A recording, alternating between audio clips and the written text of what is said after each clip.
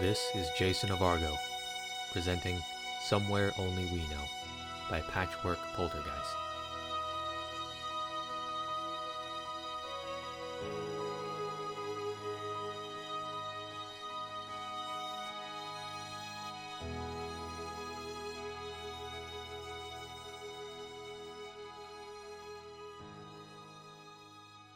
Today the sun is shining and the sky is blue. I forget that sometimes, that the sky can get to be this clear, this perfect shade of blue. There is no gray here. Here there is cerulean and azure and sapphire and cyan, and all around they are landmarked by little puffs of cirrostratus and cumulus. Here at night there is indigo and violet, there is black and cobalt, and all around are flecks of glowing stars dappled all along the sky. I know someone that can name all the stars and all the shapes the stars can make. She's very smart, this friend of mine. Come the dawn, my world is birdsong and pink and lavender. At sunset, my world is orange and red and yellow, almost like the sky is on fire, but not really, there are no fires here. Here the colors are so rich I taste them on my tongue, and are so vivid I can feel them in my bones. Sometimes I forget that clouds don't always have to be gray. Clouds can be cotton ball white or peachy swirls, or supple blankets of grayish mauve. Clouds are whatever I want them to be. If I want it to rain, it rains, and if I want sunny skies all day long, I can make that happen too. I can do that because here I have wings. I don't know what I'd do without my wings. I don't know how ponies without wings even live with themselves. I must have really been out of it lately, because sometimes I even forget that I have wings, which is only the most ridiculous thing ever. I mean, they're only attached to my body. I was born with wings. Rainbow Dash, you need to get more sleep. It's making you crazy. Flight is who I am. Speed is my middle name. Heck, it is my name. They don't call me Dash for nothing. The wind cuts through my coat, and my mane's blown around in about 1,000,000 directions. But of course I don't notice or care. I rip through the soft wet cumulonimbus and tear up soggy nimbostratus, and in its wake sunlight streams down all around me, and I trail rainbows in my wake. I fell this one time. A long time ago I fell. I was sure that all that'd be left of me was a splatter of fur and bone and feathers, a bloody indistinguishable smear on the grass. By all logic, at the speed I was falling, how far I was falling, that's what should have happened. But it didn't. Bad things like that don't happen here. Instead, I folded in my wings. I streamlined and I aimed. I pulled up and up and up until gravity let me go. I didn't fall. I just soared. Fast, fast, fast, fast, fast! There had been a monstrous clap of thunder, and behind me rainbows peeled out across the sky in all directions, all across town, across the country, across the world, maybe even farther. Waves and waves of color all around and everywhere around me and all inside of me. That's how I feel right this minute here in the open air, far away from gray skies and bad vibrations. With these wings I can go anywhere. I can do anything. The Ponyville sky is my home. But it doesn't have to be. If I got the urge, I could just up and leave Ponyville. I could fold back my wings and make a beeline for wherever, in whatever direction I felt like. I could just decide to climb up and up and up until the skyline and me shook hooves. If I wanted, I could go to Hoofington or Canterlot, or to Stalliongrad or Philadelphia, or I could find a new place no pony's ever seen before. I can do that. I can. But I won't.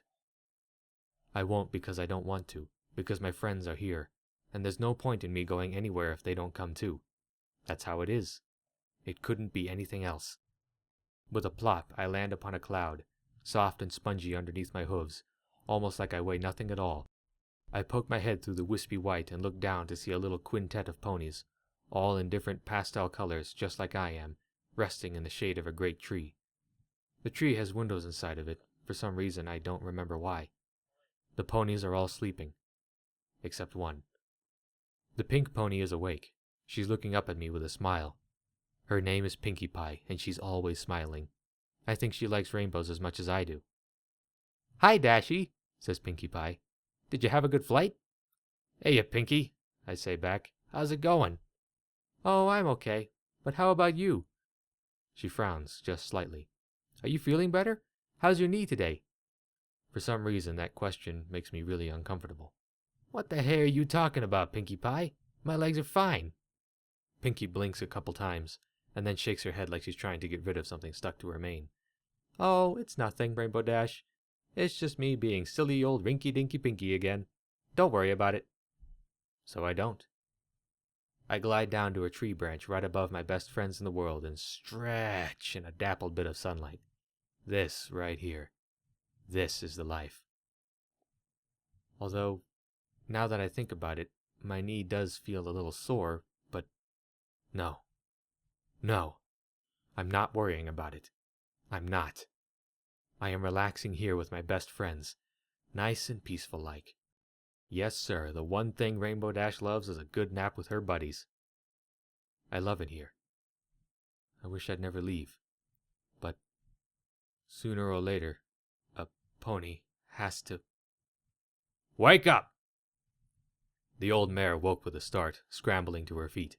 She barely avoided the boot aiming for her haunch. Finally! You've been sleeping half the day away, lazy beast! Dash pawed the ground and gave her best snort of indignation at the gangly, furless thing that had so rudely dumped her out of slumber. Weakly, a hind leg lashed out at it, even though they both knew there was no way she'd hit him. Sure enough, he evenly dodged the kick with a chuckle. Dash gave him another snort. He wouldn't be laughing if she was just a few seasons younger. Dash would never have taken this kind of treatment lying down. Give her a year or two of her youth back and she'd have sent him flying into the manure pile in 10 seconds flat. She'd have put up a hell of a fight, given this guy a nice hoof sandwich right smack in the chest. In the chest if she was feeling generous. Then she'd have run off far, far back into the pasture for a graze and keep running off whenever someone came close. And then she'd let them catch her, but only when she was damn well good and ready. If they still insisted on coming after her, it took at least 5 of them and a good rope to reel her in, dodging Dash's hooves and teeth all the way. For years, Dash had been the fastest pony in the stable, if not the fastest pony in a 5-mile radius. And she was still the fastest pony in the stable. Of course, that was now more because she was the only pony left in this stable. None of the masters rode Dash. They'd said she was too unreliable to ride, certainly not suitable to rent out. After 4 years of rolled-over stable hands and kicks to the chest and exhausting chases from one end of the fence to the other, they eventually gave up on riding and focused on pulling instead. The cart was arguably even worse than having a rider. At least with a rider she could still see what was going on and didn't have to deal with those annoying blinders. The cart always seemed too heavy, and the harness was always pulled too tight. Worse, Dash could never break into a full gallop with a cart attached. For one thing, it made Masters pull the rein so hard her mouth bruised. For another, the pony adjacent to her wouldn't be able to keep up. She'd be dragged along or trip and make them all crash, pony, cart, driver, and all. No pony could keep her pace. Well, maybe one, but she was always attached to carts, not carriages, so she had to constantly keep a frustratingly slow pace in order for Twilight or whoever it was she was partnered with to keep up.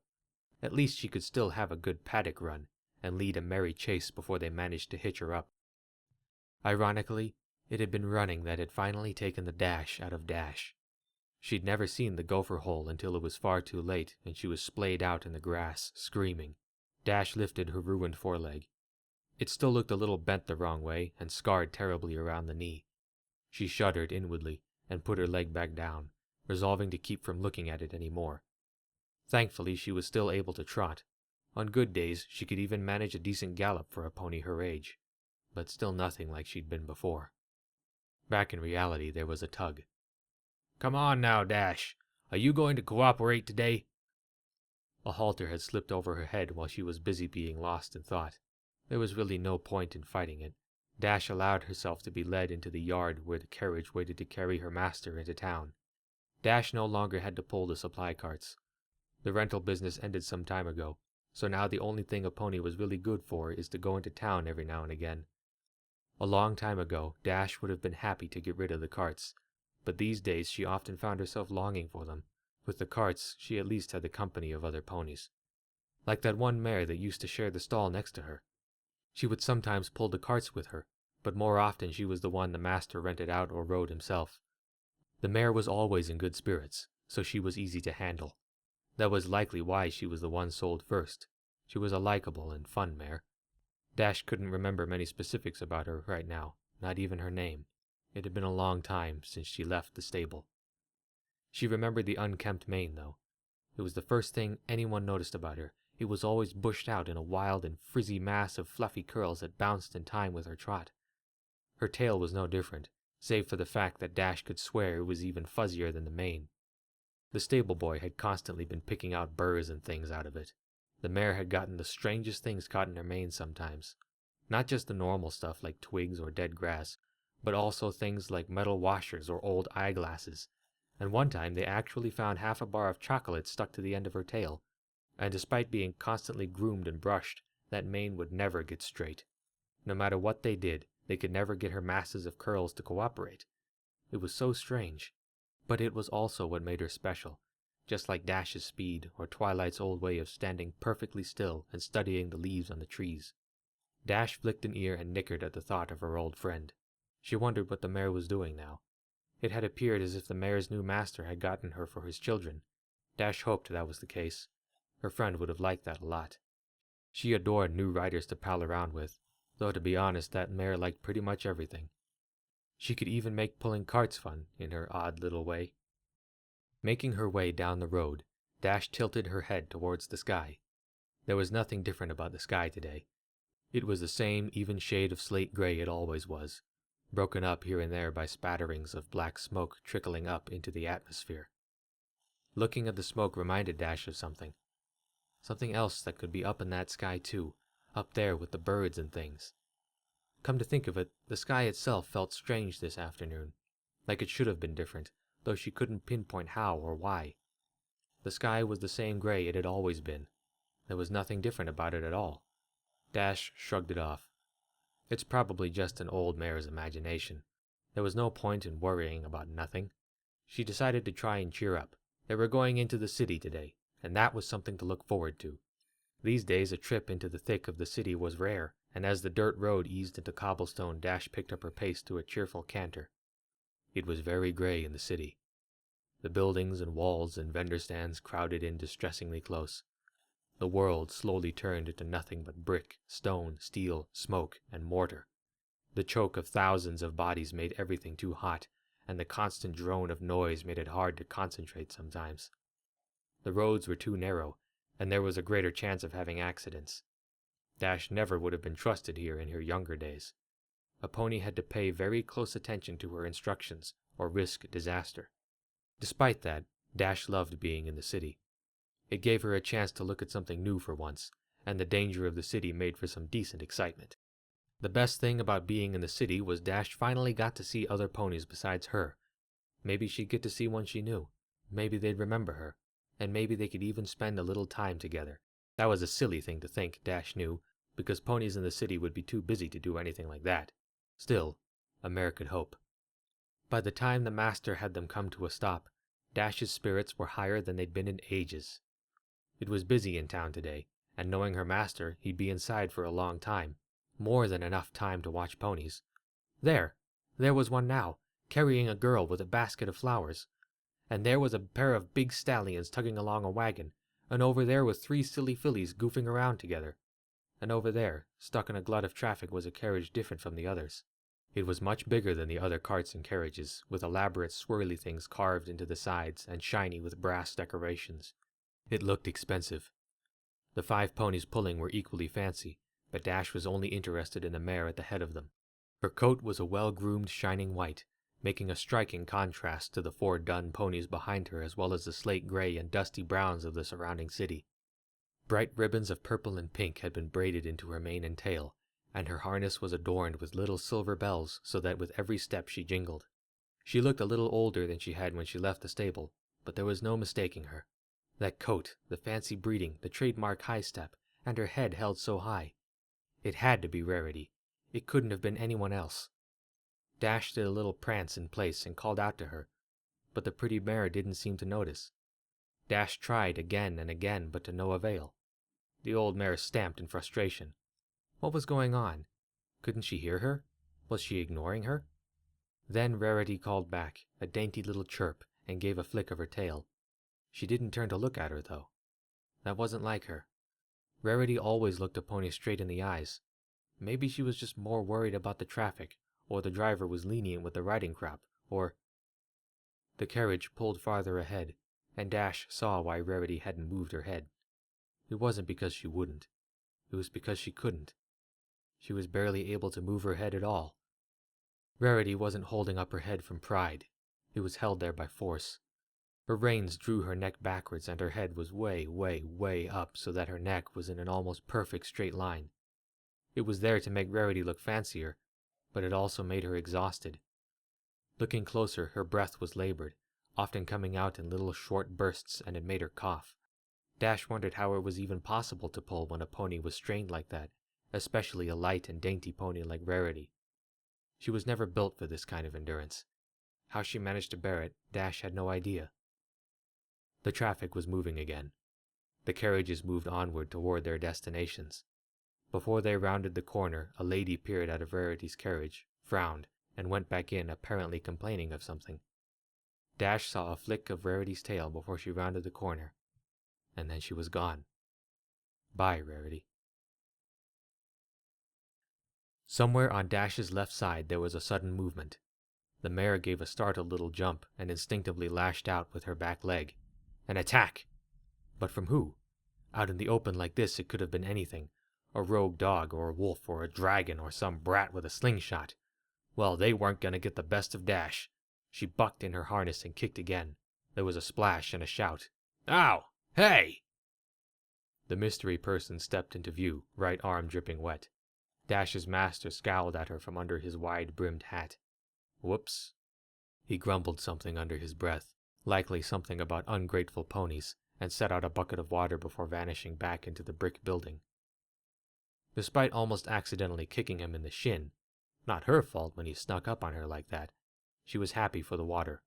It was late summer, and the heat in the city had been slowly building to a broil, and the clouds making everything humid weren't helping.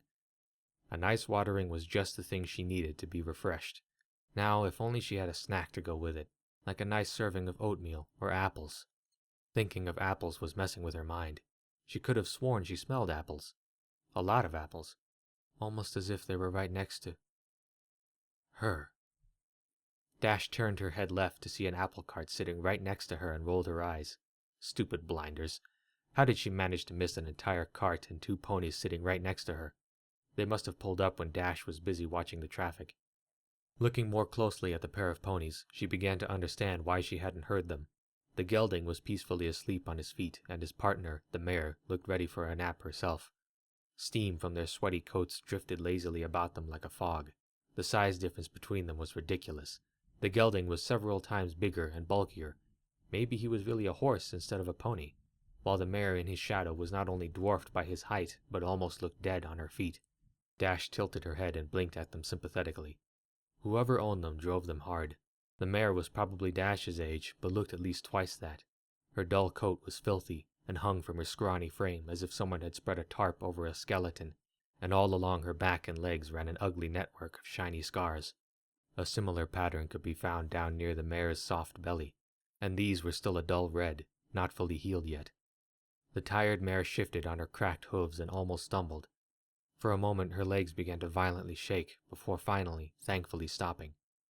She'd probably been through a lot of owners. On her haunch Dash could see several brands overlapping, and the one at the very bottom looked kind of like Dash's. Dash nervously fidgeted on her 3 good legs. No, there was no way. No way this pony was the same one. The mare Dash knew was full of spunk and vigor, the only pony in miles that could keep up with Dash at a full gallop. This couldn't be her old rival. She had no stubborn determination or good-natured competitiveness in her eyes. But when the mare's ears perked up and turned to look at her, Dash could deny it no longer. Without a doubt, this was her. Oh, Applejack. Dash nickered sadly to her. For a second, Applejack lost the dull sheen in her eyes, and she gave a little toss of her head, quietly nickering back. She motioned down towards Dash's legs, to her foreleg with the ruined knee, and it was Applejack's turn to look sympathetic. And for some reason, that just makes everything both a lot better and worse. More than anything else, Dash's heart longed for a run at that moment. A real run. One without halters or bridles or riders or carriages or spurs or fences or saddles. A run unhindered by some stupid busted knee or cracked hooves, the way a gallop was supposed to be, with Dash and Applejack and Rarity and Twilight and all of the other mares still together in their paddock, just like they all did when they were fillies seasons and seasons ago.